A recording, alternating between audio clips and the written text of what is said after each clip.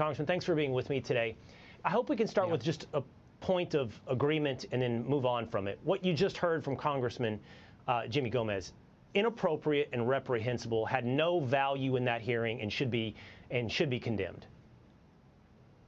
Well, what's inappropriate and reprehensible is just the fact that nobody's taking any responsibility for what was an unacceptable use of an unclassified, unsecure system, right? So, what is responsibility? Because I've heard the NSA. But to be clear, we've heard the NSA advisor and the president say it was a mistake and it won't be made again in the future, and they're going to figure out which communications devices to use when and where. So how have they not taken responsibility? Well, nobody's told us what's going to change and who will be held personally accountable. You know, when I was an Army Ranger, I served 3 combat tours in Iraq and Afghanistan, which you know. And, you know, if any private, if any captain, if any sergeant had done the same thing, they would have lost their job. There would have been a court-martial. That person would have been charged. But, you know, how is it possible that the people at the very top who are supposed to be leading by example, which is the fundamental foundational aspect of military leadership, are not being held accountable here? It's just not okay, and it sends a really bad message. The accountability that you require, and I think you asked for today, right, is that you think Secretary Hegseth should resign or be fired? Yeah, that is what I called for. It would be better if he resigned, because that would be an acknowledgement by him that, hey, he made a mistake, right? People make mistakes, but you have to own that. Congressman, in those tours in Afghanistan, which, by the way, thank you for your service, if you had left your rifle somewhere on the field and lost your rifle, would you have been court-martialed? Would you have been relieved of your job? Well, court-martial wouldn't have actually been the proper remedy, but usually there's you would have been held accountable. Yeah, accountability. There's usually what's called an Article 15 proceeding. So you lose a weapon, you don't follow an order. You know, there has to be accountability. That is the cornerstone of competency in the military. And Congressman, what I'm trying to figure out today is whether or not you guys as Democratic congressmen are genuinely interested in the national security of the United States, or whether or not you're trying to score hyperbolic partisan points. So I'm sure we're going to find out you're principled on this, on these calls across the action. So when we had our disastrous withdrawal from Afghanistan, wherein 13 Marines were killed, did you call for the resignation of Secretary of Defense Lloyd Austin?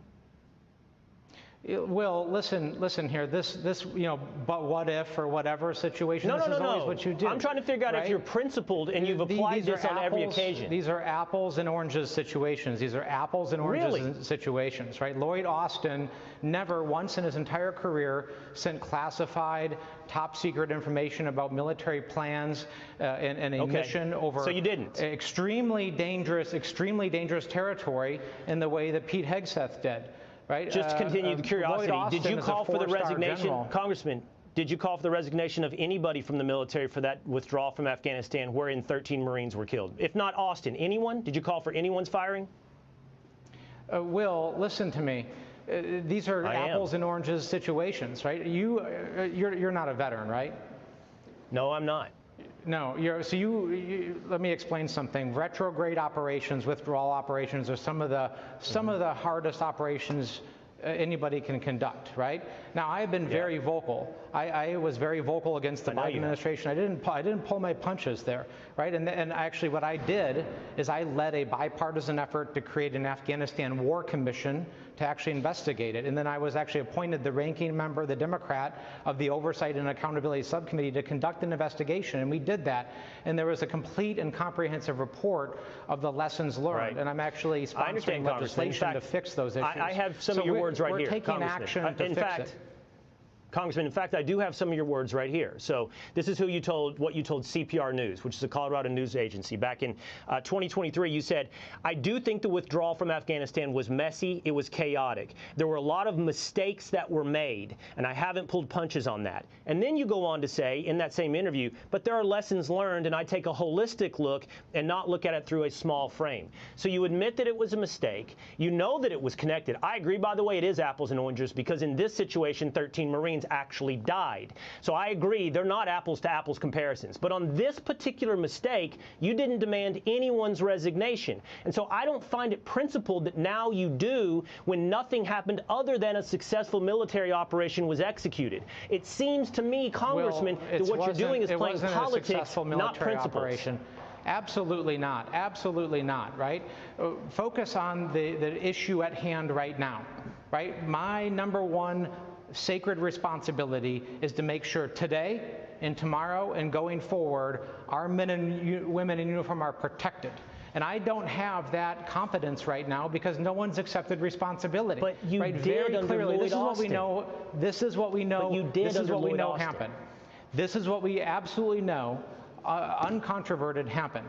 The Secretary of Defense posted over an unsecure, unclassified channel in real time the launch of missions over contested enemy territory, over the Houthis, by the way, which are not a bunch of folks riding around in the back of pickup trucks carrying AK-47s, but this is a small army that has some of the most sophisticated air defense weapon systems in the world, that has actually shot down MQ-9 Reaper drones recently and shot down other U.S. systems. Right? And they compromise the integrity of that mission. That is what we're talking about. That is what the hearing was about today, and that is the accountability that right now, here today, we are pushing for. Because, listen, was the location of those... I have to go to sleep Congressman, at night. no, I have two more questions. No, I have two more questions. Was the location of those strikes in that messaging? I don't believe the locations were, but that doesn't matter. Was right? the targets? Let me explain how this works. Congressman, another question. Let me explain how this works. Were the targets listed in that? These are regional air defense systems. These are regional air defense systems. Let me explain how an SA-3 and an SA-6 works. These are the two systems that the Houthis have that they got from the Russians. If they know that aircraft are flying over a region or an area, not even a specific target, they can launch an SA-3 and an SA-6, much like they did when they shot down the MQ-9 Reaper drone last year. So they don't need to know the exact location. So here you have people on this signal text chain, one of whom, by the way, was sitting in Moscow when this happened. It was sitting in Moscow, the most dangerous environment in the world for a cell phone. Right. And they were saying, Congressman, that we are launching I know the strikes. Details. So if the Houthis knew about that, they could have shot him down. Congressman, I and everybody watching know the details. The difference between your position and mine is that nobody on my side of the aisle is pretending protection. I'm not. I'm certainly not. Pretending perfection. No, the administration no, the isn't. No, hold on. Hold on. The difference is the administration has admitted a mistake. You are demanding the type of accountability in resignations that you never did when, yes, and apples and oranges things happen that result in the death of 13 Marines. And I have to tell you, that reveals to me you don't have real national security concerns. You see this as a partisan political opportunity. That's what that lack of consistency says to me. Will, I have spent my life in service to this country. I have taken the oath of office, which you have never taken, by the way, to put my life on the line to defend this country. And I went to a war in Iraq. I went to a war in Afghanistan twice. I have stood up time and time again to defend this nation. And I've seen my friends give their lives for this country. So do not tell me that I don't have real national security concerns. And I will not, every single night before I go to bed, every night, ask myself one simple question. Am I keeping faith with the men and women who I have a solemn obligation to keep faith, our sons, our daughters, our brothers, our sisters, that we're asking right now, where we're sitting here in the comfort of our offices and under the Capitol Dome, to go and fight for us? I gotta leave it. Are we keeping faith for them? Congressman, that is the simple question all of us must ask. This is where I'm going to leave it, okay?